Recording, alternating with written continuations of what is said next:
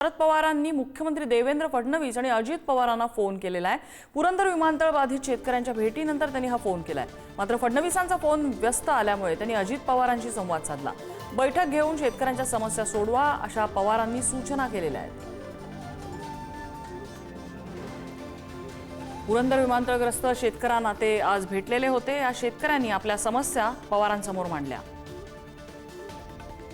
बालाजी पोद्दार आपल्याला अपडेट देत आहेत। बालाजी,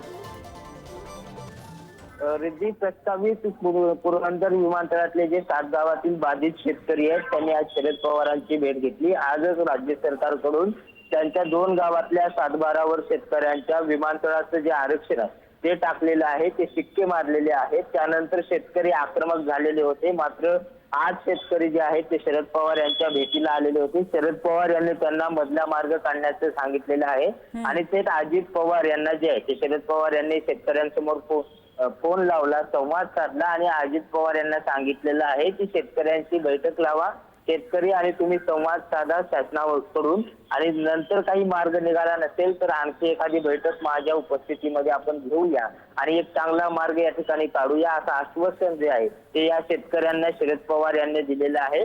यापूर्वी सुद्धा या भागामध्ये विमानतळ प्रस्तावित होतं, त्यावेळेस संरक्षण मंत्र्याला सांगून स्वतः शरद पवार यांनी हे विमानतळ थांबवलेलं होतं। त्यामुळे मोठ्या आशेने आम्ही सगळे शेतकरी पवार साहेबांना भेटायला आलेलो आहे आणि ते मार्ग काढेल अशी अपेक्षा यावेळी शेतकऱ्यांनी व्यक्त केली आहे। त्यामुळे आता अजित पवार या बैठकीनंतर काय निर्णय घेतात ते पाहावं लागेल, कारण यापूर्वी सुद्धा एक बैठक महसूल मंत्री चंद्रशेखर बावनकुळे यांच्यासोबत झालेली होती, मात्र ती अयशस्वी झाल्याचे शेतकरी म्हणतात। त्यामुळे पुन्हा एकदा आता विमानतळाचा प्रश्न कसा मार्गी लागणार ते पाहणं महत्त्वाचं आहे। बालाजी, धन्यवाद या सगळ्या माहितीबद्दल।